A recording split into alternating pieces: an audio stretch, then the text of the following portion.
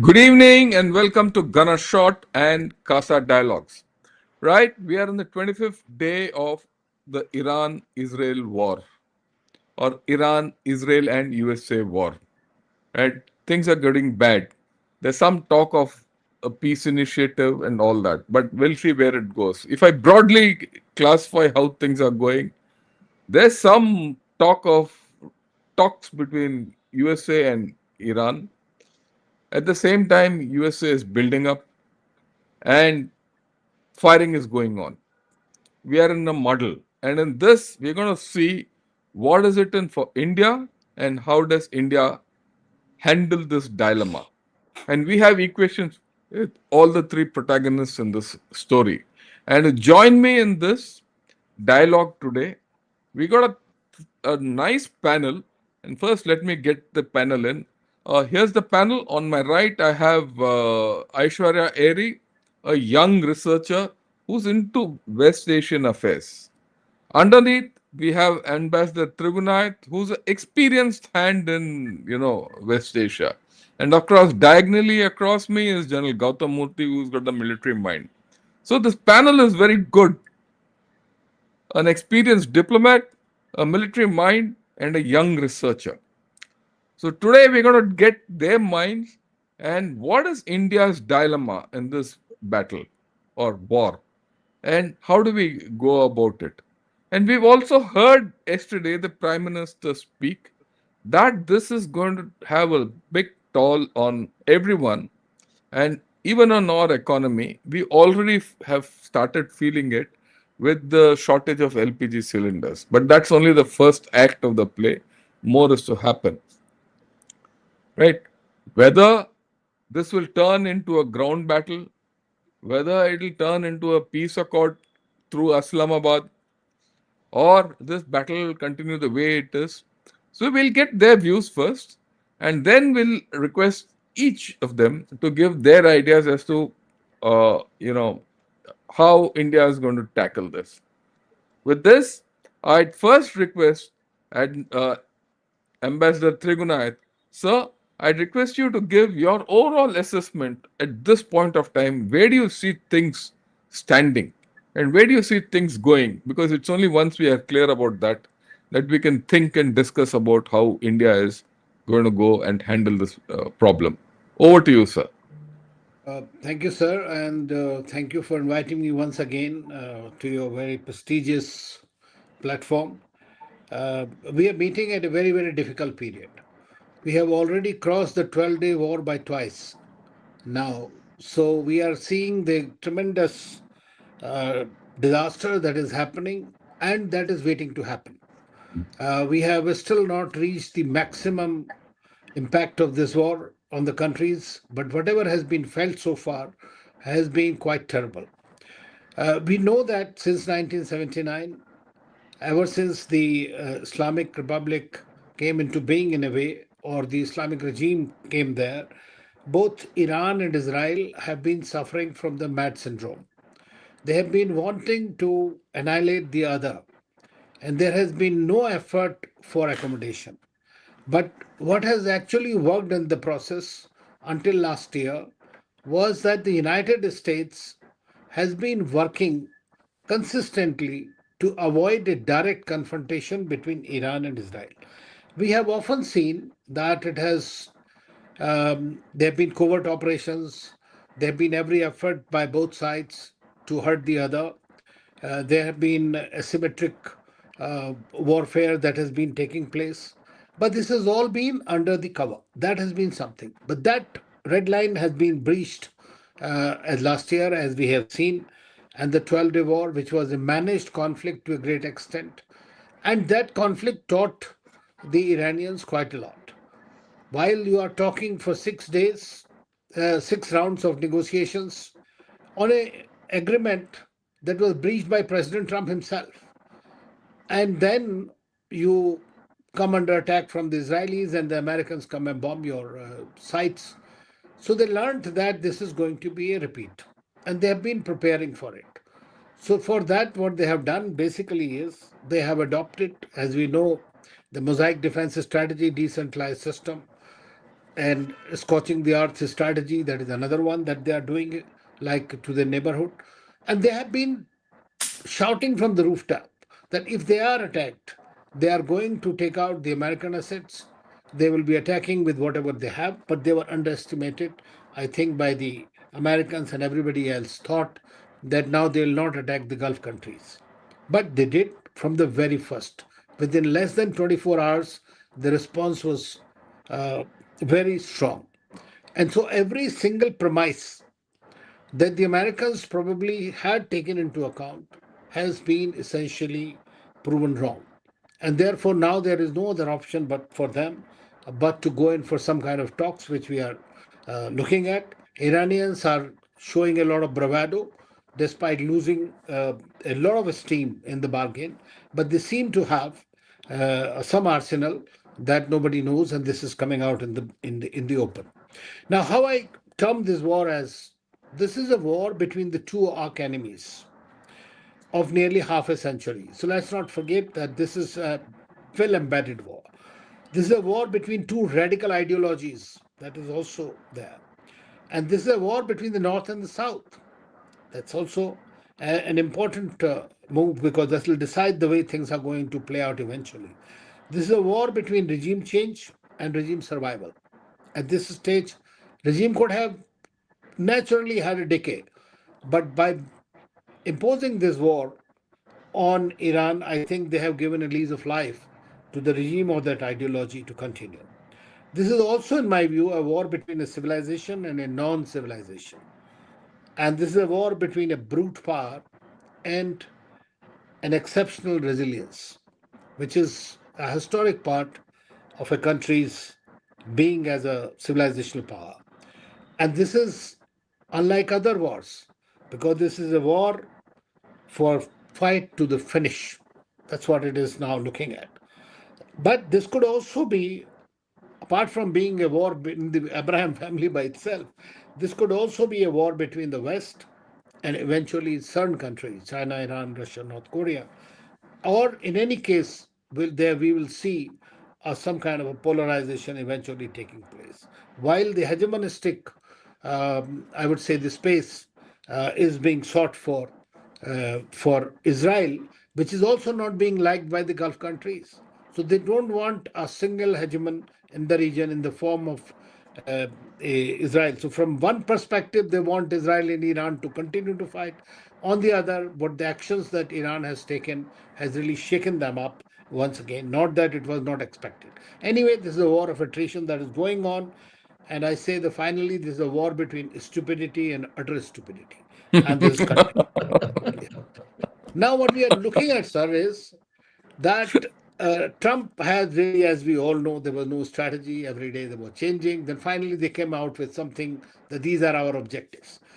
Objective essentially was somehow to, decimate Iranian strength to stand up against anybody. But they, as we know, and it's coming out every day, despite all the bombings and whatever is taking place, that Iran is continuing to do that.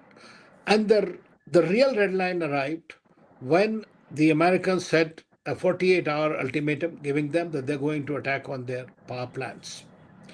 Now, that's when the Iranians did not even say about power plants. They said, this is the list of the targets that we are going to attack.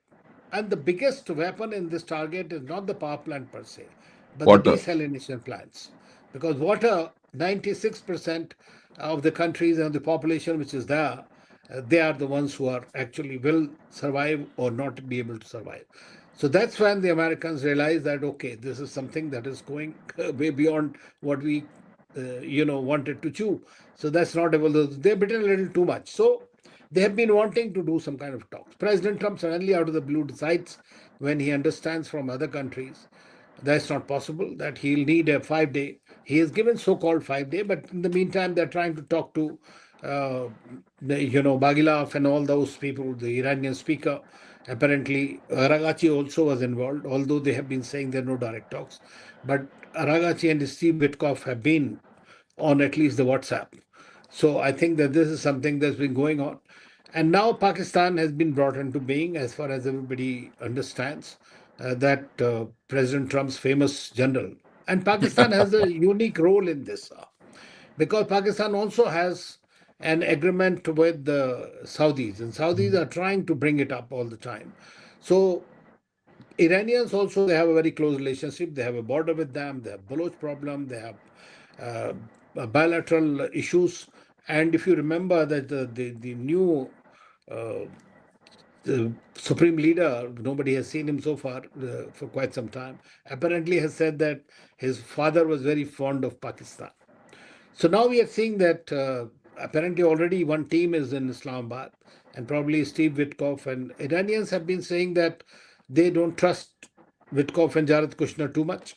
And as you know, today President Trump has openly accused his Secretary of War, Pete Hegseth, that he is the one who pushed him into the war. But we know that this was Israelis and nobody else who wanted to do that for their own thing. But now Israel also realized that 24 days or 25 days are too much for them to handle. So they are more focusing right now more on the Lebanon front. They want to take out the Hezbollah and on West Bank. So that has become their immediate preoccupation. That's why they have said that okay, they will let the Trump try this thing, because Trump is now exhausted both internally and externally. Now, briefly, I can talk about India. Today President Trump has spoken to Prime Minister Modi and spoke to him. I feel that what they would have asked, which Sergio Gore on TV thinks did not speak, that they want that Indian Navy should have an active role. They might like to invoke their LEMO and those other agreements that we have signed with them going forward if the situation becomes worse. Now, they are all talking about these opening of the Strait of Hormuz. Iranians say it's not closed. It is closed only for the Americans and for the Israelis. Uh, but everybody else is getting it. They have started charging $2 million roughly, or about 10% of the value of the consignment from every country. Countries are paying and taking their oil everywhere. Role of so we for us, we have all seen Prime Minister's statement, which very clearly says that we have a very very major issue at the moment. Majority of our industries, especially whether fertilizer or whether those which use gas are being rationed or have also already closed, many of them. So this is going to become a very, very difficult scenario for us. Right now, we are not facing so much of the pinch, except unless we have to buy a cylinder. In my case, also, I'm waiting for a cylinder for 3 weeks. So, but Same here. so that is an ordinary problem for the ordinary people.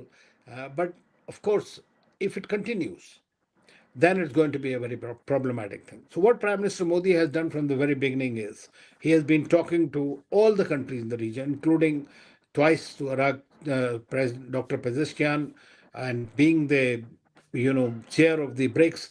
Iranians expect us to play a greater role and have an independent viewpoint from the BRICS perspective. That is not coming because UAE is a party which is opposed to this. Saudi Arabians are opposing. And now, what we will see is going forward, whichever way it closes, hopefully, there will be some kind of arrangement that will be arrived at. Let us just hope. Hope is not a strategy, but the hope is the only option at this moment for us. Because you can't do much about it as long as we are able to get some oil and gas coming in, fertilizer coming in. I think we can get by. But there are a lot of lessons in this for us, and I think we can talk about that later. So I'll stop here, sir. Uh, Situation is not looking good, but we are hoping against hope, as the diplomats do. Yeah, thanks a lot, sir. Very interesting comments you have made. Hope is not a strategy, but that's the only thing which is we are left with. But very importantly, you know, the major lesson which comes out of this is USA and Israel went with a premeditated strategy, whereas Israel learned from the last encounter and innovated. And they have actually outwitted USA and Iran and Israel. Israel militarily, right? And now they don't know which way to look. And of course, Iran has been doing the unorthodox way of fighting. In fact, I think they've been far more mobile in the way they're doing things, and their maneuvering art is something new which we have to learn. Right. With this, let me turn to Aishwarya. Your overview on this whole thing. Over to you, Aishwarya. Thank you so much, sir, and thank you for having me here with such an esteemed panel. I don't think I can say much else from what the ambassador has already said. I think he's framed it wonderfully. This sort of started under the pretext of it being an existential threat to the Israelis, but it has now become an existential war for Iran. And as Sir rightly pointed out, I mean, Iran's bravado, it is they have very little to lose and they are willing to fight right till the very end. Whereas even if you're looking at the American aspect of this, the domestic appeal of this war as opposed to the previous wars, it isn't very great. America, in the first about 5 to 6 days of the war, had already incurred about $11 billion in costs. Israel had there was about 6.5 billion in terms of costs to Israel. So this is also turning out to be a very expensive war. They're losing Thads. So given all of that, yes, I think it's very accurate to say that they have bitten more than they can chew. Iran's resilience is showing. In terms of what's happening in the region, Iran had said it right from get go when there was mediation paired with the threat of this attack that if they are struck, they will be attacking American infrastructure in the Gulf. It started with bases and then it became sort of an eye for an eye thing. You attack their energy sites, they'll attack the ones in Qatar or in Saudi or in the UAE. What is happening though in the region in Gulf right now is we've heard from the Saudis that their patience is wearing thin, and there are also reports suggesting that if attacks continue, UAE and Saudi could look at joining in the war as well. So if that happens, and like we are saying, hope is the best option you have, and hopefully there is sort of an agreement that comes out of the talks that are happening. But if not, that could also expand the scope of the war further. In terms of the Strait of Hormuz, like we've rightly, and Iran has been maintaining that they haven't shut the Strait of Hormuz. You just have to deal with Iran to go through the Strait of Hormuz. So India has managed to do that. I think it was just about yesterday that two of our ships carrying LPG, that they were able to come through the Strait of Hormuz. In terms of the impact it could have on India, we know that the impact from LPG and LNG when it comes to commercial kitchens, that was the first that we felt. Thereafter, industrial impact was seen. We're also seeing oil and gas. Yes, those are the broader impacts, but fertilizers, petrochemicals, trade disruptions. The Prime Minister has said that we're trying to prepare for a COVID-like situation as well. We must approach it like that. So we should be bracing for an impact from this war. Not only, I mean, even if the war was to end, the infrastructure that has been damaged in the Gulf states, the impact from that will continue to sort of impact us in times to come. We know that the International Energy Association, the chief has said that we could 40 sites, energy sites in West Asia have been hit. The impact of this is that of the two crises from the 70s and the 2022 crisis combined. So with all of that in mind, I think we should prepare and brace ourselves for what's to come, but we shouldn't panic. And I think I would end it there, sir. Oh, thanks a lot. I think, yeah, a very important point which you made. Existential battles bring the best out of everyone. And if you're fighting for your existence, you'll fight. And Iran is fighting for its existence. So it's fighting for its life. And they will fight to the end, and they have no choice about it. The other thing is just collapse, which they're not prepared to do. So unless people talk, things are not going to go to a thing, safe shores, but there are issues. Okay, with this, let me request General Gautam Moorthy, sir, over to you, your overview of this whole story. Over to Thank you, you very sir. much. Thank you very much, General Shankar. Good evening to my fellow panelists. Good evening to the viewers. I think Ambassador Trigunayat and our scholar Aishwarya Airy have brought out the issues very comprehensively. And I am reminded about a meme that I saw this morning, which said, after 24 days, the aim of the war is to keep the Straits of Hormuz open, which was already open in the first place before the war. Now, although there is some humor in this, but it is a stark fact. Ever since this war began, we are being analyzed. It's being analyzed by experts, by lay people, by journalists, and pretty much everyone else. India, with its good relationship with Iran, it has a moody relationship with the US, depending on Mr. Trump and his moods, an excellent relationship with Israel, excellent relationship with the Gulf states. And therefore, we are on a razor's edge as our government is trying to get what is best for its citizens and what is best in this deteriorating situation. Whereas Aishwarya brought out, the pipelines have been hit, this tit for tat that is going on, an eye for an eye. It is very, very serious. So, if you ask me, what are India's core dilemmas? First and foremost is to safeguard our energy and our trade. Then our diaspora, we've got about 10 million people there. Ambassador has been in West Asia, he's a West Asia expert, and he can dilate upon it as to what it means to see that our diaspora doesn't panic if we have to get them back, what it means. The other dilemma is our long-term strategic autonomy. This war is pulling India in various directions. We have got a strategic partnership with Israel, as I said, strategic partnership with the US, excellent relationship with Iran, strategic partnership with many of the Gulf states. But where is it taking us? 85% of India's crude oil is imported. Over 50 to 55% of it from Saudi Arabia, Iraq, UAE, and Qatar. All flowing through the Straits of Hormuz. 60% of India's LNG, 80 to 85% of our LPG. That is why we are all waiting in queue. We do not know when the LPG we'll have a problem with that. So if we are talking about diversifying sources, last time also we discussed General Shankar, that will take a long time. But what do we do today? What do we do now?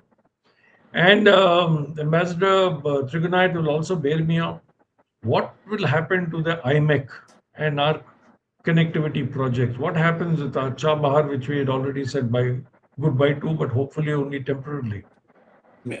So we are facing huge domestic dilemmas, what to do with our diaspora, what is, do we start evacuating? What does it mean? What signal are we sending across? How are you managing domestic opinion? There have been, when the war began, huge protests at the killing of the Ayatollah. Let us not forget he's been martyred in a cause. The previous Ayatollah died of natural causes. But in the Shia aspect of Islam, martyrdom is huge and they believe that there's now no greater goal than martyrdom. And he was martyred with his family, with his wife, with his daughter-in-law, and we do not know how many other family members. So there is a huge churn in domestic opinion, and you're seeing what's happening around the world, where the attacks are taking place on Jewish properties and Jewish interests. So India is trying to balance this expectations. Mr. Trump has had a call. We know that he's very transactional. He would have made some demands on India. We really do not know. How do you cooperate enough to shape the outcomes without being dragged into this, the escalation between these people with whom you're having good relationships? So we are looking at, and of course, our radicalism. Now, talking about the Navy, as the Ambassador mentioned, now you're deploying naval assets for what? To protect your merchant shipping. For what? Against Iran? Is Iran a threat to you today? Iran is letting your ships out. Okay, they're charging 2 million. They need to fund their war. Trump has even said we let Iran sell its oil and gas. So what is our Navy going to do? Now, General Shankar, you mentioned in the beginning aspects. Ambassador referred to asymmetry. I would like to put across a point. are we really seeing asymmetrical reaction?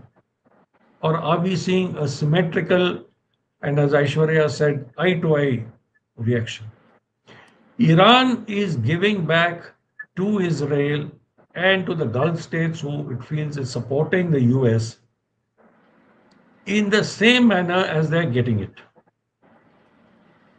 Maybe missile launches have come down, but missile launches are taking place. Today also Israel has been hit. There were air raid sirens all over.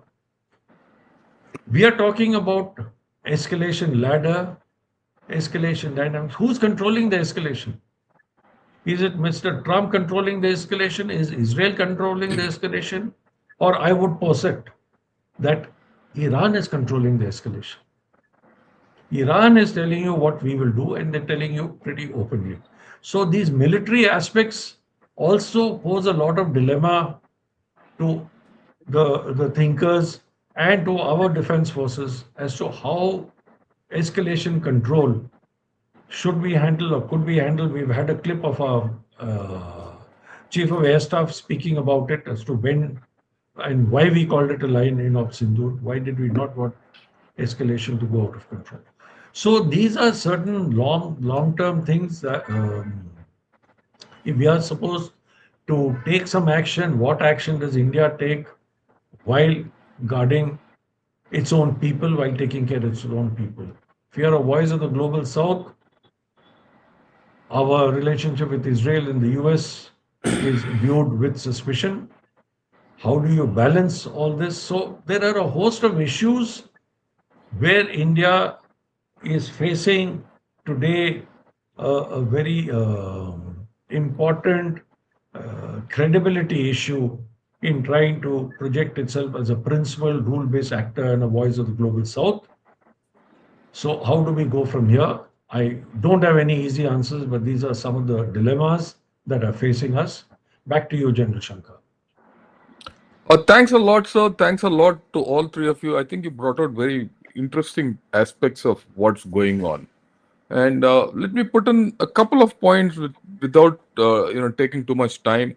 In any battle or any war, it's always said selection and maintenance of aim is important. That's the first principle of war is selection and maintenance of aim.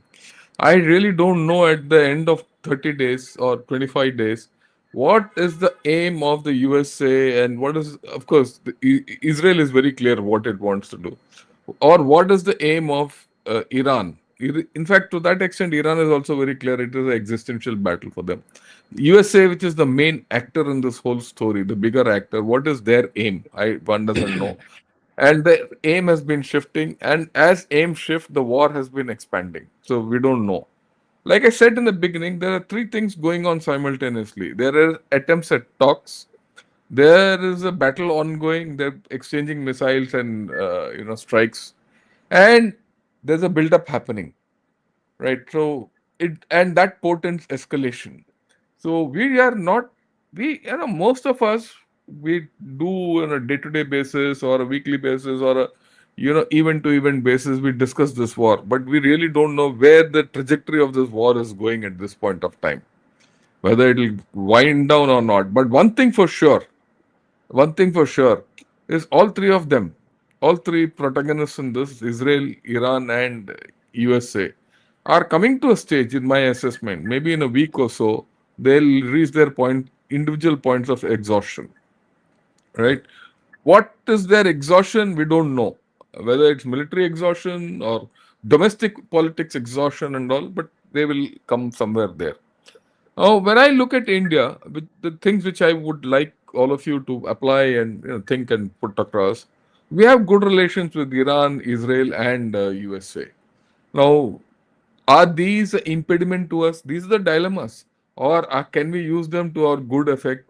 Everything, that's one thing. What is the role India will play in this story? Whether will India play a role in stopping this war, or getting into it after the war ends and do reconstruction, because a lot of places in Dubai, Shubai, all these places, they'll need a lot of effort.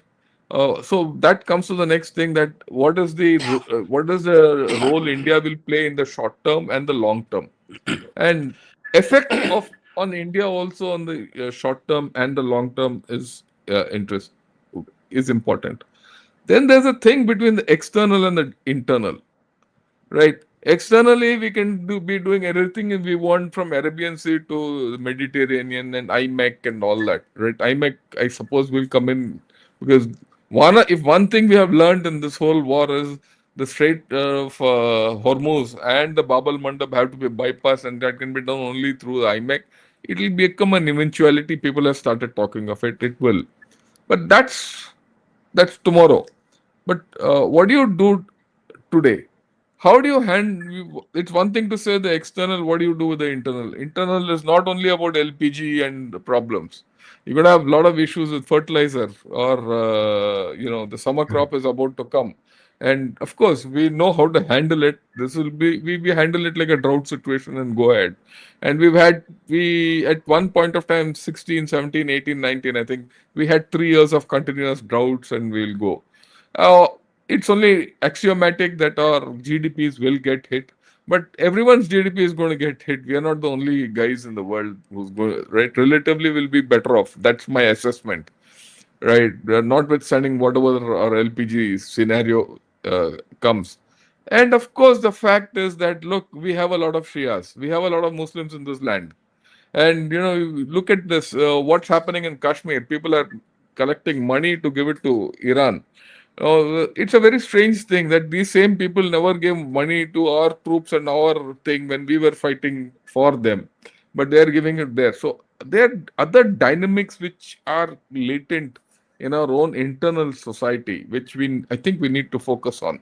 So, having said this, giving you a broad view, I'd like each of you to give your view of what's India's dilemmas and dynamics which we have to look out for. I'll start again with the ambassador, sir. Over to you. Thank you, sir. And actually, what you said and General Murthy, also the questions he raised are very, very valid and legitimate questions. I mean, that is precisely the reason that India and the world basically have been hoping that this war will not happen. And all along, this has been the major effort of everyone that this does not escalate even further. You asked about the escalation dominance. So the joker in the pack is Israel. As far as I know, I mean, they have the capacity to, they have done it through false flag operations. We have seen it, what happened in Cyprus and even against the Saudi refinery and all that in the beginning. So this could create a lot of complications in any improvement kind of a scenario. Today also, uh, I think there was just watching a video clip of Netanyahu. He said, "This is not America. This is IDF which will decide when to end the war." Yes. So now those are the kind of things that means that continues to give jitters about that. Now, coming to a situation as far as India is concerned, I mean, our biggest concern, and I think Prime Minister has also said about is the safety security of the 10 million people that we have. Now, those 10 million, I mean, at best so far, our best record has been in Iraq when we took out 170,000 people. Uh, but there again, a lot of political adjustments had to be done in order to bring them out. The most recent, of course, have been in Ukraine war, about 20,000 of them. I have myself in Libya several times evacuated many people, and also from Jordan when I was there through Israel and Gaza. Now, these are operations which are very complex. And in all these operations, the most important thing in evacuation remains the support of the local governments. Now, we are talking about the ships, sir, you mentioned. I think the ships are also being deployed to bring the people out in case needed, wherever. We were able to take out 900 or 1,000 people from Iran itself, all these students who were Yes. there through Azerbaijan and Armenia, because no flights are there right now. So you can't go into the other things. India also is the one country which has immediately supplied medicines to Iran. Iran as soon as they requested us. So at the moment we are in a good shape. As far as the supplies are concerned, from there they are allowing all our ships to come in. They are also now that one thing sense you can see is that the Americans have lifted sanctions on the Russian oil. They have lifted sanctions on the Iranian oil. Today, Reliance has purchased the oil first time in many years, $450 million worth of oil they have got, and which has come to their refineries. So while we are getting about 1.5, 1.6 million barrels, we are also exporting, continuing to export even 1.2 to various countries apart from used by ourselves. So I think the government, in that sense, is taking all that action. Russia also has started supplying quite significantly to us. We got shipments from the US as well. Now we will be focusing more on Africa, more from Angola, from Nigeria, from other countries that will come via Cape of Good Hope, so we can avoid the Strait of Hormuz. But India's principal point is that very similar to our Indo-Pacific, that the freedom of navigation is important. And so, therefore, the Strait of Hormuz must remain open. That has been, we have been telling them. Uh, Iranians have legitimate grievance in this war. This is a war imposed on Iran. I mean, while they were going in for the negotiations, and negotiations were almost complete, I'm quite sure all of you have read the article by Busedi, the Omani's foreign minister, in The Economist. This is the one in which he's very clearly laid out all the things that were ready. And then the Americans, under the influence of Netanyahu, went back, and his own team. I mean, now you have seen that he has even accused not only Pete Hegseth. The other day he was telling, he said it was Jared, it was Steve, it was Rubio. Hey, you guys, you fooled me into attacking Iran. So he understands that this was a mistake. There's no doubt about it. But then Americans have their own style of doing it, and their exhaustion is also reaching there. And you rightly mentioned, I think when you have to hit, take a plane to a bomb to hit a fly, that kind of a situation is there. And they all are going to suffer from this. And the Americans and the Israelis, I mean, their systems have failed to intercept, basically. Iranians are still not, they are saying that they have not used their best weapons so far. So we don't know what all they have. Maybe the hypersonics also they have at the moment. So which will start creating more damage. And I think that both the Americans, and so that's where I believe that there is a chance that there could be possibility. So I feel that evacuation of Indians in that large numbers would be a very, very difficult proposition. And if the war, all out war starts, like they start hitting everywhere here and there, that will become the reality. Another problem that we face on the sea is that out of those 1,000 ships that are stuck, nearly every ship, there are a large number of Indian sailors. That's another problem that India faces at this time. How to Yes. bring them out? They are also our citizens. So that's another issue that we are looking at. Fertilizer already being impacted as we see today, because without the gas being there, it will be very difficult to continue to produce ammonia and the fertilizer. So this will also be another major concern for us.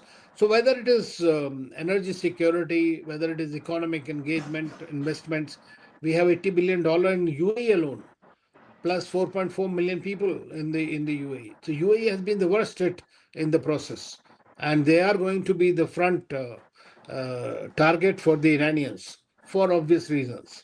Saudis maybe saved a little bit. Bahrain has 70% Shia Muslims. So the first place to be hit was, of course, Fifth Fleet at the US. So we will. I think what we are looking at is a very, very difficult scenario. What is India is trying to do is continue to remain engaged with all the partners, not trying to give any preference to either Israel or Iran in the process, because our own stakes are so high that you can't take sides. And taking a side is always suicidal, I have seen in the war. Whether you are Ukraine, friend of the Europeans, American, you become in the middle, you get stuck. Now, anybody who's Gulf countries thought of American security cover, look at what is happening to them. So anybody who goes under, so I am a firmly against basically any kind of when going to any camp for whatever reason. I think it's best that policy that we have followed of dialogue, dehyphenation, and de-escalation. And that is a policy that has served us well, and I think India will continue to follow that, sir. Thanks a lot, sir. I think you made some very, very interesting points, and I would like to put that thing to everyone. Taking sides is just off the table. I couldn't agree with Ambassador more. We have too many stakes in too many countries. After all, we are a country with the maximum diaspora, and people matter more than fertilizers or oil or anything. And that alone precludes us from taking any sides. So I think that's a very important point, and whatever comes out of it, we have to go through with it. And the second thing about the diaspora, which he spoke, I think is a very important point. How to get them out in case there is a escalation. But at the same time, what I'd like to point out, which both of us have pointed out, in fact, all of us have pointed out, is in a week or 10 days, all four sides will be exhausted. After all, they're all fighting in a place where there's no water. So similar, they'll be, I'm talking metaphorically.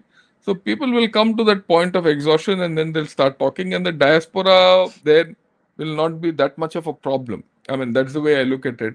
And why I'm saying so is, in I've been daily analyzing this whole story on a 24-hour basis. And the feedback I've got is flights from India to Dubai are going full, Yes. and people are going. They're overbooked, and that's something. So that tells you something. And also, the people there are quite determined to stay put and do what they have to do. Right. So, and of course, I'd like to point something out as a military man. Well, Iran is hitting everyone. I agree. A lot of damage is shown on the thing, but at the end of the day, Iran, on an average, has been targeting about 5 to 6 targets in a day. And and to hit each target, you have to fire 3 to 4 missiles. I'm talking now very, very, very, very professionally. That's how it is. And they've been hitting, okay, maybe one target in Dubai, one in Kuwait, one against USA and things like that. Israel. So actually, if you see the the havoc which they have created, Iran has created in other countries is not as much as it has suffered. But then it is what it is. But I mean, this is not apple for oranges kind of a comparison. And it is a matter of more psychological in nature. And this battle has no more about military; it is more political in nature. And that's how it is. Like what General Gautam Moorthy said in the beginning, today the center of gravity is the Strait of Hormuz. To open the Strait of Hormuz, which was anyway open to start with. So what are we doing? You come a full circle to do something which you never planned. Okay, this is overview which I thought what the ambassador said, and I thought I'll add on to it. With this, Aishwarya, over to you. Thank you, sir. Yeah, Aishwarya, before we this thing, Ambassador sir, if you have to leave, I'd like to thank you on behalf of Thank you. everyone. You may leave anytime. Thank Then you. we right so that we don't delay you from your next No, commitment. no, thank Yeah, you, sir. Thank you so much. I'm in Thank yeah, Dehradun, you. actually. Thank yeah, you very Aishwarya. much. Thank you. Thank you, sir. So, I think all of you, I mean, Ambassador, you and General Murthy, you've put it very eloquently. I'll just add on a couple of points here. Looking at the domestic and international impact. So, you spoke of, for example, the population in Kashmir collecting funds for Iran. I think last time also we had discussed on the channel when we were all here together about the value that the Ayatollah and Iran hold for the Shia community in not just Kashmir, in Lucknow, even down south. So I think, in fact, this was something that has worked in our favor in terms of the diplomatic messaging and engagement that's happening between Iranians and Indians. At the beginning of the war, the way things were happening with the visits and even the calls that our diplomacy was doing, the weight of our, like you absolutely correctly said, choosing sides in this is suicidal. We have too much invested in all these countries, Gulf, the States, Israel, and Iran, for us to choose any particular sides. But at the beginning of the war, there was a lot of speculation about India's silence, whether it was on Ayatollah Khamenei's death or on what was happening in Iran. So I think these ways of engagement, people to people ties, are actually sort of working in our favor when it comes to the diplomatic messaging. Another point, diplomatically, we need to secure, we do, I think, need to do something proactively on the LPG situation. The first impact will be felt by people, and that is going to be the most realistic impact that the Indian population within our borders will feel of this conflict. Manufacturing is dropping.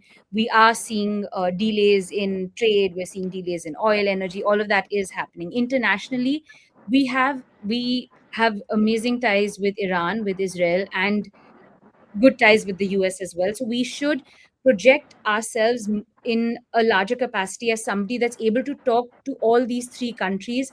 And our messaging is that we are engaging in conversation, but perhaps we could do something more proactively in terms of engaging all these countries and facilitating dialogue, not in perhaps the way other countries are doing, but something along those lines. So I think that's what I'd like to say, sir. Yeah, that's a very interesting thing which you brought out, and I would like to highlight it. You see, these talks which are likely to happen or unlikely to happen in Pakistan. Some talk is going on, some back channel. At best, my opinion about this is, Pakistan will enable talks, but I don't think they have the capability to mediate, or they don't have the capability to put across, because for that you need a little more greater depth in your own country. But at that, it is in this. Do you think India should take some initiative for getting this whole story under wraps? In terms of not mediation, maybe a movement with other countries, at least mobilize 5, 6 countries to this thing. Do you think it's a good idea to do that? I'm asking you because, I'm not asking the seasoned diplomat here. I'm asking a fresh mind here. I want So that view to come. Completely my personal view. I think the way we are trying to project ourselves as leaders of the global South, I think it could be in our interest, and of course, largely in the interests of the globe, for us to project ourselves in a stronger capacity when it comes to talking to all of these countries. So yes, I do think we could play a more proactive role. We saw even during Op Sindoor a lot of, including Iran, it's not that anybody was able to do anything. We were the ones that ended up taking the final call. But just conversation, talking amongst the two countries, it does sort of send out global messaging. And India as a leader, I think it would help us to project a stronger image in terms of talking to all the countries. And I wouldn't say mediating, because I think that's never been something that we do, but just having conversations and understanding where each of these countries is at, as opposed to the usual that we are doing, which is of, we promote and support peace and dialogue. I think to support that dialogue, we could do a little bit more. Right. That's an interesting view. Um, uh, Gen Gautam Moorthy, sir, your views on this whole story as to how India can sort out its dilemmas. I'd like to start off by referring to 2 points that Aishwarya made. First was about the protests that took place all across India when the Ayatollah was killed. It was a spontaneous movement, and the beauty is that the state governments and the central government allowed the protests to take place, which, as she pointed out, was a people to people solidarity being expressed with the people of Iran. Unlike what happened in Pakistan, where they've had to shoot people, and Munir has made a very intemperate statement saying if the Shia are upset, they can go to Iran. When your people are grieving, when they have lost their religious head of their sect, that is not the time to make intemperate comments, but to understand their angst, understand what they're going through. I think India played it very well over here and continues to do so. That is why Iran is trusting you. Iran is, as the ambassador beautifully brought out, we've sent medicines to Iran when they wanted it immediately from the people of India to the people of Iran, and we will continue to do so. Therefore, we I've seen editorials saying that we are sitting on the fence and what is this nonsense. We're sitting on the fence. But I think all four of us here on this panel are agreed that India's dilemma, sitting on the fence, not harming anyone, and working towards the end of this war, is actually a good thing. Yes. Sitting on the fence is not dangerous. Sitting on the fence is the right thing to do today. You have to know when to be passive. You have to know when to be active. And I think our diplomats, and led by our Prime Minister and EM, I think they are doing a fabulous job. You're being trusted. They're not just three belligerents, but they include the Gulf states. There are four belligerents in this war. I'm looking at the Gulf states as one. And you have the goodwill of all the four belligerents. That is why when we are talking about deploying the Indian Navy, my question is for whom? To protect our shipping against whom? Against Iran? Against the US? Against any of the Gulf states? Protect against piracy, I can understand. But beyond that, we need to continue to sit on the fence and work for our interests. Petrol prices, diesel prices can go up. Next, domestic issue. But shortage of LPG is unacceptable to our people. LPG prices going up, one can understand. The government may have to do it at some stage. But we cannot afford a shortage of LPG and LNG. And the this is the time for fertilizers as soon just before the monsoons, where our fertilizer plants, we can't afford to let them sit idle. They need gas for manufacture. With they are all gas intensive fertilizer production.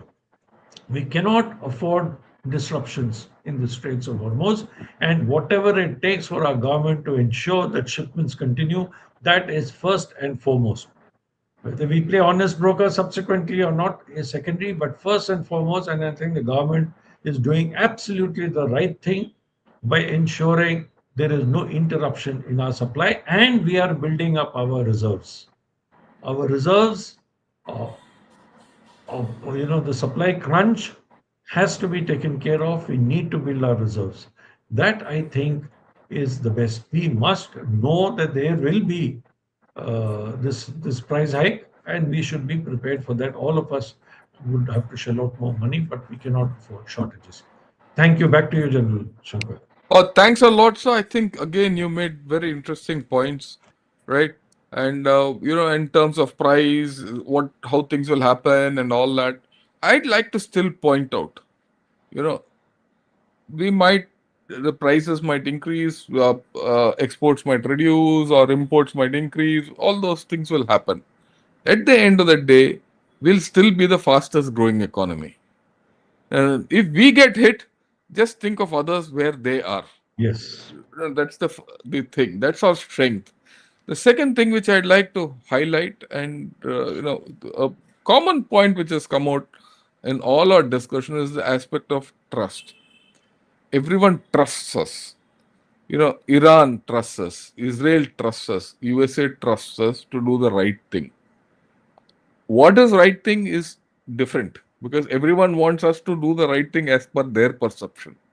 We have to do the right thing as per our perception to get an even hand. And that is a very important thing which we have to understand. And I think in this whole story, you see, uh, all three, Iran, USA, and Israel, have a trust deficit in the world. No one trusts them. No one trusts these three countries. Let's be very clear about that. They're not, Iran, for all its problems, is not trustworthy. Globally, no one has been able to trust it. We don't know what they've been up to. So there are, and because of its society, you call it civilization or whatever you wanted, they're not trustworthy. So you're going to deal with three people whom you can't trust. They trust you, and you have to do the best by them. One. Number two is in this you have a, a scalded cat in the form of Iran. Why? Because if you see so far, Iran has been able to trust no one else. Iran has been hit by the Gulf countries, in some manner. It's not maybe not politically, but not maybe not militarily, but definitely politically. Israel, USA, and everyone else, and the Europe also has given up on it. Its bosom friends, China and Russia, was also let it down. Okay, its neighbor Pakistan will not help it. Where does Iran go? So, if you see in that context, Iran has always been turning to India for this. In fact, if you see in their complete talk, Iran has got no one else whom it can trust except India because it is politically isolated. And whatever Iran is doing is only politically hurting itself. That's the thing. If if there is a victory and lost, score sheet, Iran has lost it politically, right? In the long run, in the global Gulf dynamics. So I leave it at that. So we are in a strange position because this is something which we have to deal with. And I don't agree with General Moorthy when he says we are sitting on a fence and it's good to sit on a fence. We are not sitting on a fence because we are, I'm trying to tell you what, actually support what you're saying in a different manner. When if people say that, look, we are sitting on a fence, I don't agree because we are not sitting on a fence. And why do they want our navy there? They want our navy to for international shipping. It is for everyone. That trust factor comes. That's why everyone wants our navy there, whether it's USA, everyone. And this is the time when we can start talking to them. You escort people out because a tanker guy or a cargo ship or a merchant mariner, he'll need escorts. And which escort will not be touched? Who can talk? So I see a greater role as we come, but of course the role definition has to change. Some sort of mediation we have to do in this, all this, and our kind of mediation will be, I think, far more nuanced than what Pakistan is trying to do. That's not going to be this thing. Ours is going to be far more nuanced. And like you rightly said, there are four protagonists in this story. Everyone is looking to India, including the Gulf bloc. Right? So we have Yes. a huge role ahead. I'd like to thank all of you, both of you, and the ambassador who's had to leave due to his other commitment for this wonderful dialogue which we've had with each other and all this thing. We'll take some questions, but before we take questions, if you have any issue which you want to put across, we can take it. Otherwise, I'm sure most of them will get covered by the questions itself. Right? Let's. Yeah, sir. Just the Please, point, please, I would please. like Aishwarya to throw some light on what has she gleaned from what is happening within Iran, since she's studying Iran and Turkey, and where does Turkey play a role in this? If you could just throw some light on that, Aishwarya. Sure, Thank sir. you. Just briefly, in terms of what's happening in Iran, I think even the ambassador spoke to it a little bit. We are seeing the people sort of rally behind the Iranian. I wouldn't just say regime, but the government as well. The mosaic defense is working. Every time a new person is being appointed, it's not for operational purposes. It is for just you're putting somebody in place, but the systems are working, and this is a system that's been in place much before the war even started. People are with I wouldn't say they're supporting the regime, but yes, it's a threat for them as well. I mean, look at the numbers. You've had about 18,000 plus casualties in Iran. You've had 1,500 civilian deaths in Iran. So people are really paying the toll of this war, and they're really sort of reeling from it. In terms of Turkey, we are seeing Turkey also trying to take on a larger role when it comes to mediation. Turkey has held talks with all the Gulf states. Turkey is trying to sort of find a way in terms of trying to mediate. But on a different side, I think we're also seeing this is probably going to get a bit into the speculative aspect of it. But Turkey's defense industry, from this war, what you're seeing in terms of weapons that are working, it is low cost drones. And Turkey's defense Yes. industry could likely perhaps see a boost in terms of its partners, the people it's selling to, because Turkey is a major manufacturer of those drones. So those are kind of just some of the points with respect to Turkey that I have gathered from this war. Thank you. Right. Thanks a lot for all your comments, everything. I'll take a few questions, and if you have time, both of you, we'll take a few more questions because a lot of questions are there today, right? If you don't mind, sir, we'll go Yeah, overboard because within the time a we'll little not bit. be Yeah. able to. Yeah. Okay.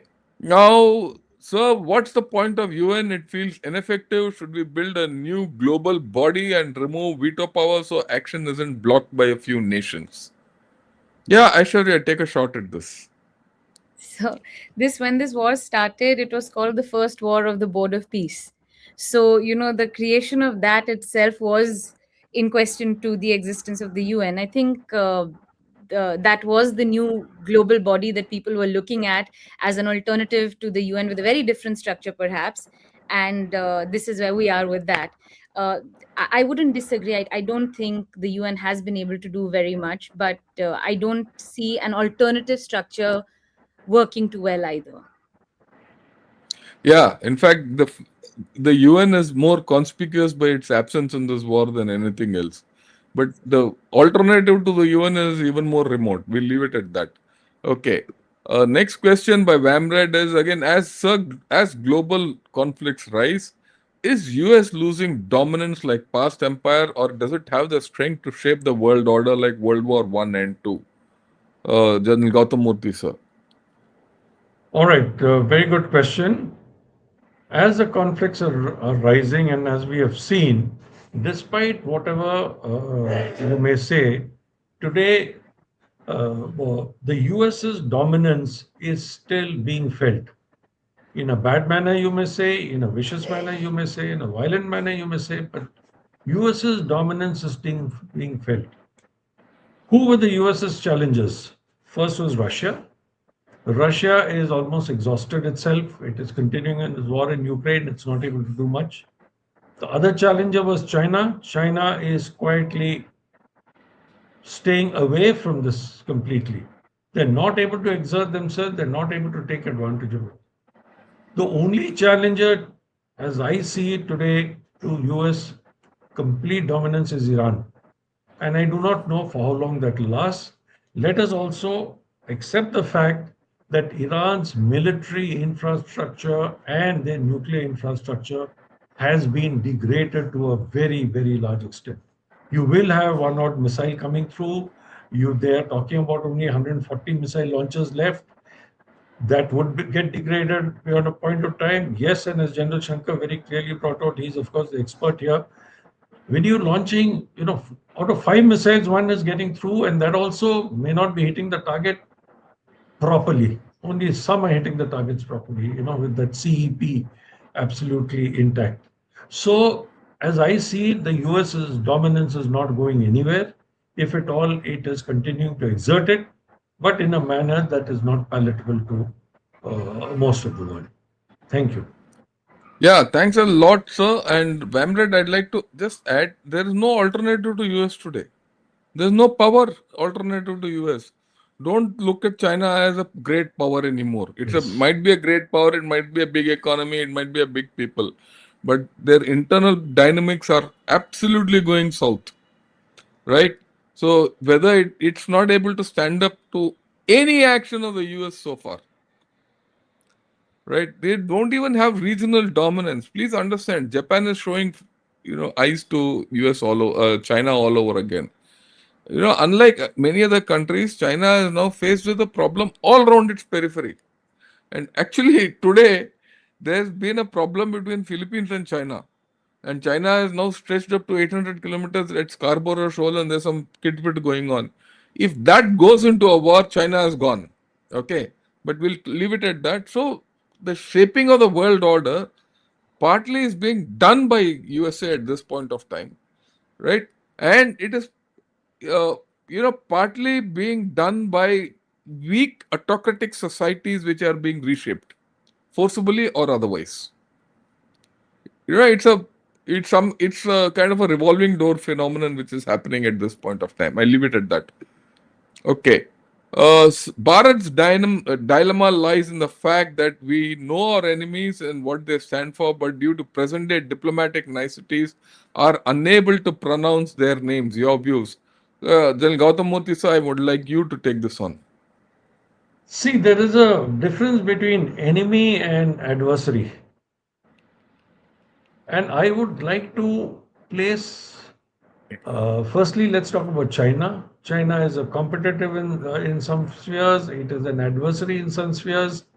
But China has been, for various reasons, General Shankar has spoken about in his talks, China has been reaching out to India. And India is also playing its part. Now, Mr. Vikram Doraisamy has been nominated as the ambassador to China. The Global Times has welcomed him very warmly. He is a fluent Mandarin speaker, and he also has a Chinese name which roughly translates from his name, to meaning that I am there to push forward good relations or something to the effect. I read about it. So, China, we are looking not as an enemy. Pakistan, as I've told you, it's again this Pakistan army under Munir that we have to be careful about. We have our problems with Pakistan, but I don't think we should push all this. There's enough problems happening in the world. India is not going to instigate any kind of issues. But if Pakistan does something stupid, they know very well that we are capable of reacting and reacting very firmly. Back to you, General Yeah. Shankar. Thank you, sir. The next question, Indian media hyped up Pak mediation role more than India's role. Trump spoke to PM Modi, but is India reluctant to play a big role? We should not let Pak steal away the narrative again. Aishwarya. So, I don't think Indian media hyped up Pakistan's mediation role, but yes, Pakistan's mediation role was sort of did take center stage in the larger narrative, which is why I was also sort of talking about how India could take on a larger role in talking to all the people involved because of the way it's being projected. Even from the White House, what you heard, they said that they will not mediation will happen if it is, however they seem fit. They will not do it with the media. So I think India could look at taking a bigger role in terms of talking to everybody, but I don't think we are at all looking to get involved in the conflict in a larger way as Pakistan has been, because there are reports that are suggesting that some attacks on Iran have come from Pakistani airspace as well. So, given that speculation, it also puts a question on Pakistan's ability to play a neutral mediatory role. Yeah. I don't think Pakistan can play a mediatory role. There'll be a go between. That's it. Oh, they'll give space. You come. They will sit in different rooms. This fellow will, messenger type of service he'll do, and that's about all. There'll be no mediation by Pakistan, and I don't think USA will actually manipulate Pakistan against Iran in this mediation, and that is why they have chosen Pakistan. Please understand why Pakistan has been chosen. I'm telling this to everyone. Why Pakistan has been chosen as the mediator, or rather, zeroed on, because he's pliant. He is pliable to American way of doing things. We Pressure. will not be pliable, right? So that is why they have avoided us. Trump has spoken to us for many other things. We can talk of it differently. Okay, we leave it at that.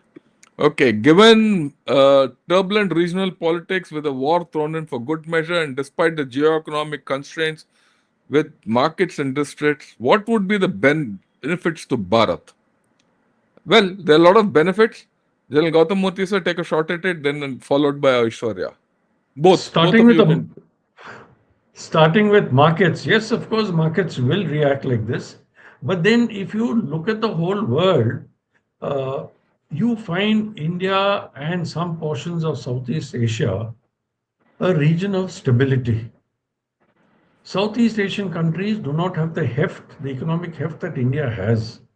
And India is proving to be hugely resilient while the storm is raging right across. You're seeing what's happening in Europe. You're seeing what's happening for the last so many years. It's almost 4 years and counting in Europe. You've seen 3 years and counting in West Asia. US is pulling in all directions, or rather, I should say, pushing in all directions. So we are actually an area of stability.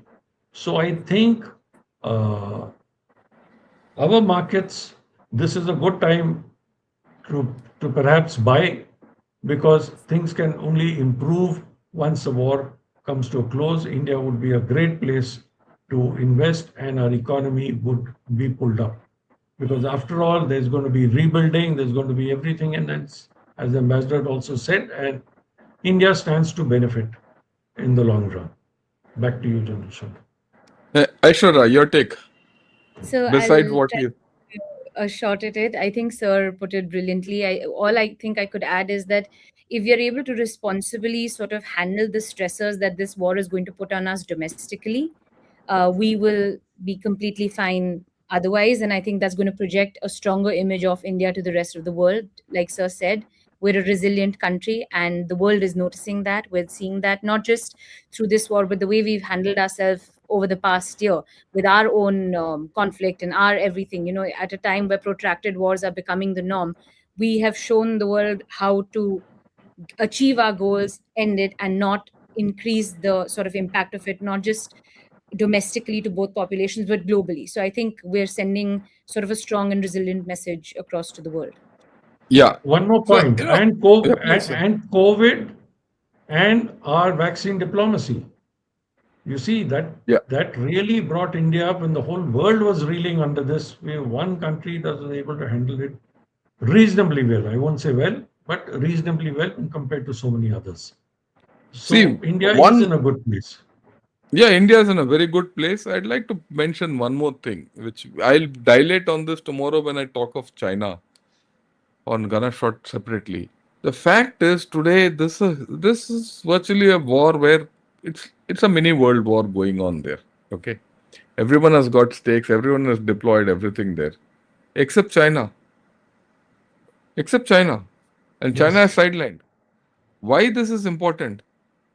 3 years back, 22 or 23, 23, yeah, 23 it was. There was a pact between Saudi Arabia and Iran, which Iran, was China had underwritten broken. by China. And at that time, it was spoken of that, USA is on a decline and, the Chinese era has come and all that nonsense. Yet, 3 years later, where are we with China? Yet, 3 years later, where is India in this whole game? See, you have to look at it from a longer term benefit. And you also see that today China was a strategic partner with Iran, which has gone and hit all the other countries. Okay, and China has got deep relations with them. China has helped Iran to hit its own interests. Really speaking, they've done harakiri, and people don't forget. So that's the benefit you're going to get. You might don't look at it. In fact, I would put the geo-economic constraints are more important than the markets in distress. Please understand that. The constraints which are coming up because of attitudes and competition which was going on for the past 1 decade, that competition is out. Something else is going to happen from henceforth. And that's where India's opportunities are. I'll leave it at that at this point of time. Uh, yeah, let me see. Yeah. So Pakistan in the role of mediator, will it really work? Does it have the maturity to deal with this complex geopolitical situation? Aishwarya, take a shot. So, I mean, you also spoke on this that they are a more malleable option, which is why they've been chosen. We know of all the meetings between Munir and Trump. We know that expecting them to be unbiased is that's not going to work. They have too much that they're getting from the US for them to kind of mediate in this conflict. They, in terms of maturity, I think Pakistan is dealing with its own issues as well. It's also fighting a war, or there is a conflict with Afghanistan that they are dealing with. So in all this, I don't think Pakistan will be able to play a responsible role in mediations. like you said, it's just a destination for a meeting. The people Yeah. playing any role in getting to a solution are not in Pakistan. They are going to be coming to Pakistan. Yeah. Yeah, okay. Oh, General Murthy, you are Uh, reading too much One, into. Yeah, please, sir. okay. Before I go to this, I would just like to add to what Aishwarya said. You see, the most important belligerent in this whole war is Israel, to my opinion. And Yeah. Israel has zero, Pakistan has zero credibility with Israel.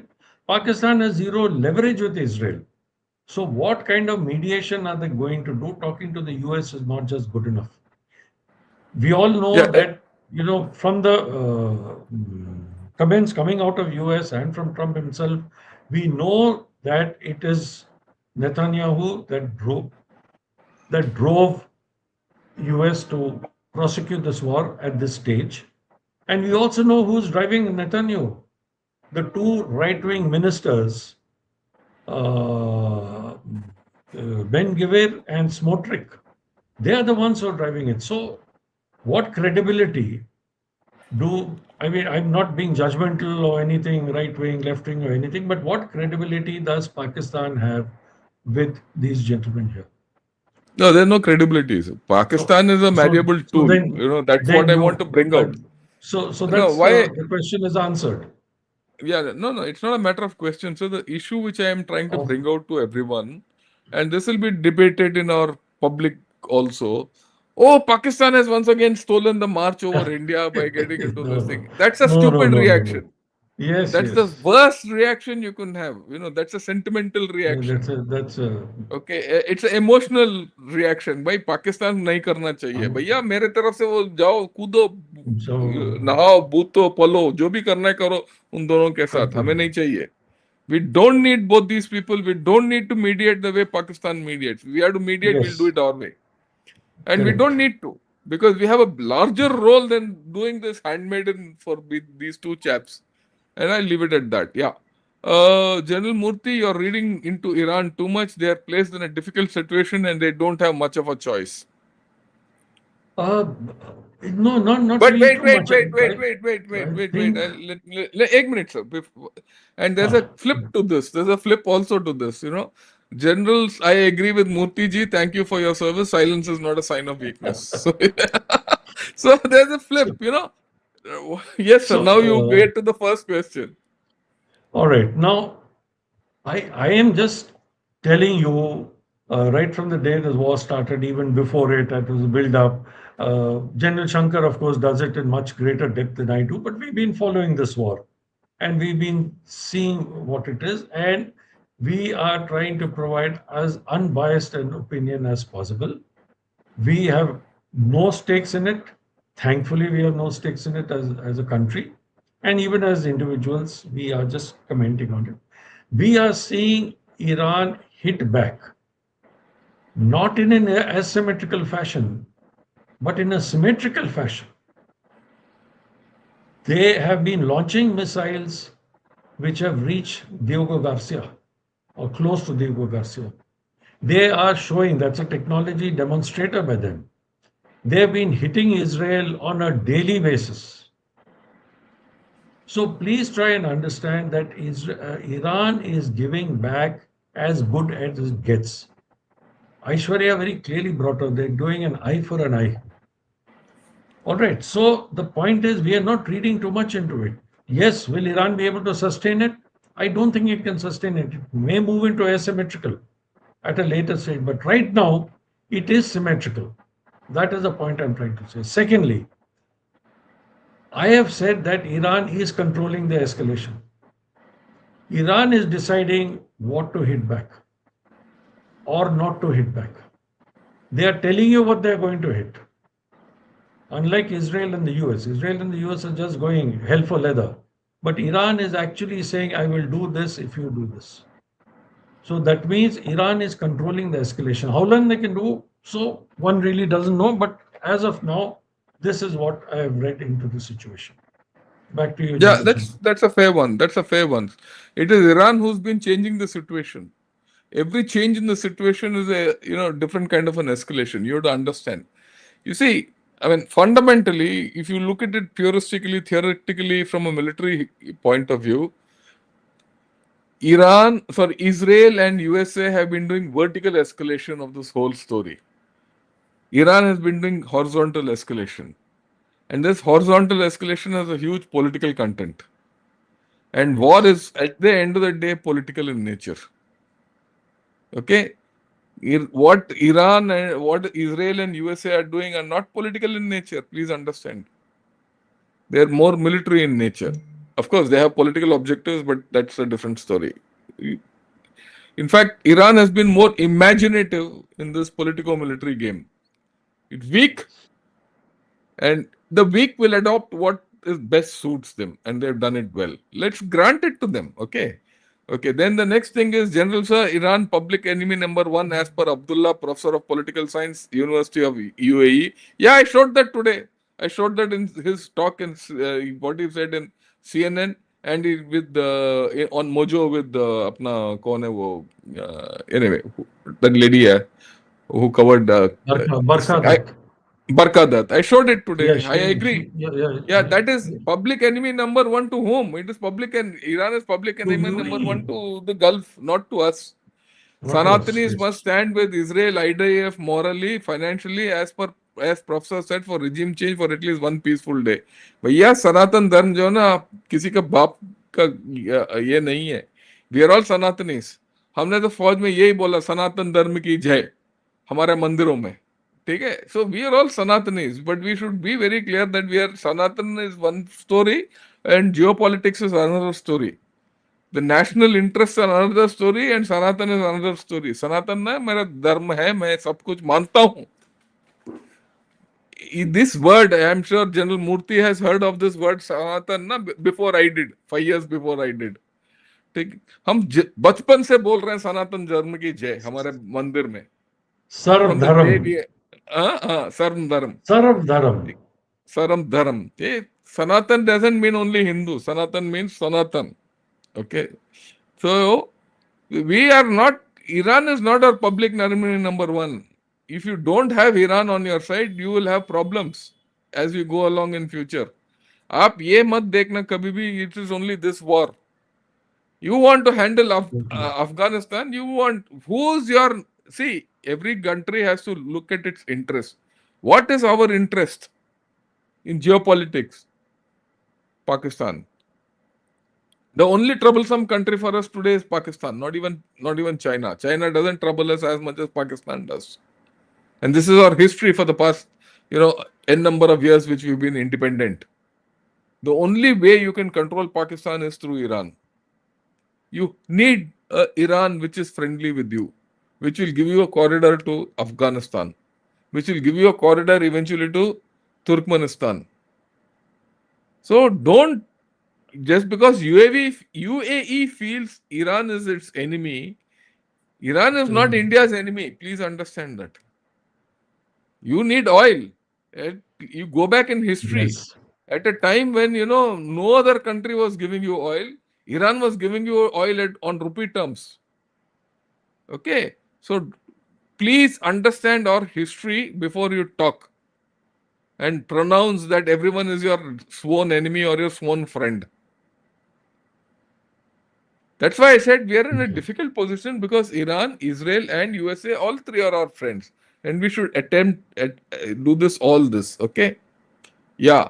Uh,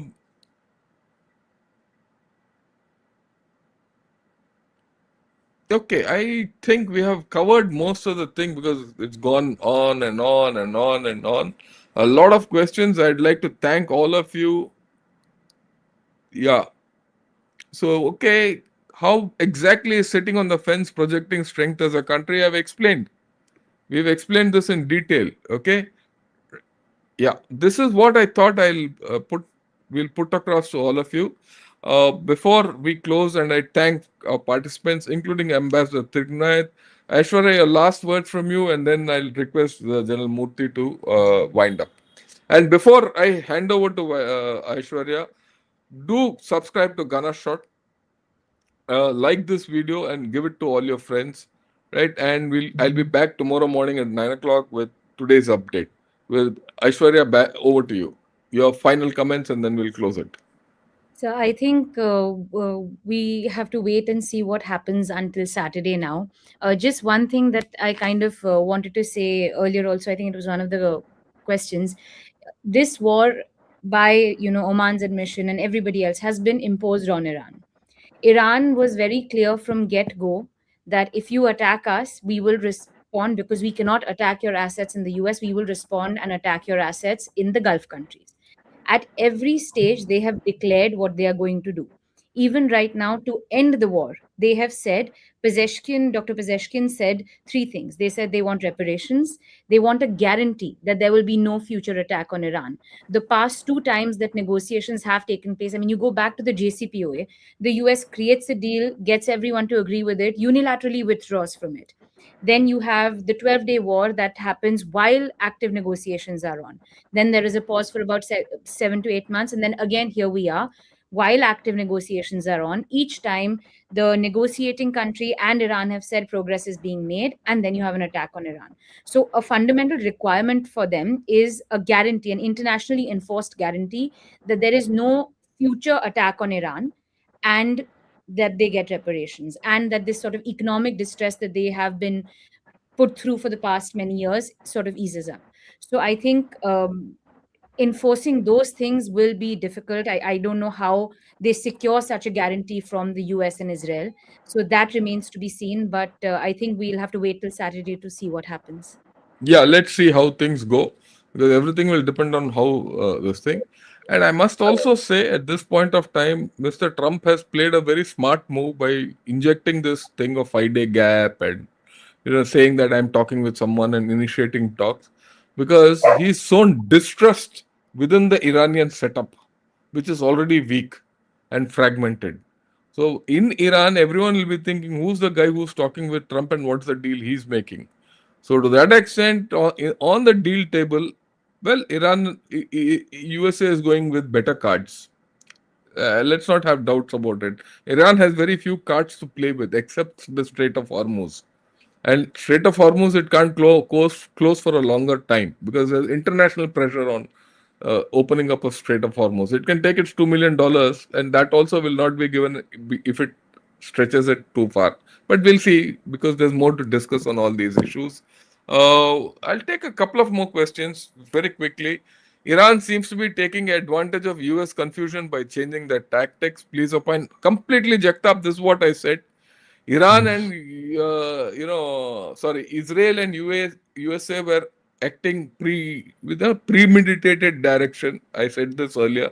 Vertically, these chaps have gone horizontally, and they've changed track. They've changed from counter force targeting to counter value targeting to now it is counter value. That is a double value. That is Gulf of Hormuz. So they have expanded the way these people didn't imagine. You have to grant it to Iran for that. Iran has denied the Diego Garcia attack and called it a false flag, credible. I don't think so, because I think Iran has wanted to do something, and that has backfired on them. And I've explained how it has backfired in Gunner shot. I leave it at that, Kamath. You have to go back into my thing. I'll see if there's. Okay. Yeah, okay, fine. That's all I have. Uh, Gen Gautam, sir, your final words, and then you might like to close the show. I think we have had a very useful discussion. India's challenges still remain. We have discussed it at length, and and all of us, including the ambassador, are agreed that India is moving in the right direction. Cautiously, we need to protect our people. We need to ensure that the situation, as far as energy products are concerned, doesn't go out of hand. And at the same time, we are best positioned to play the role of a peacemaker, so to speak, as we have the trust of all the belligerents, unlike any other country in the world. Thank you all very much for this wonderful webinar. Thank you, your audience. and all the participants for your patience. Jai Hind and all the best. Thank you, sir, and Jai Hind, and thanks a lot, Aishwarya. Jai Hind to all of you, and I'll just close down.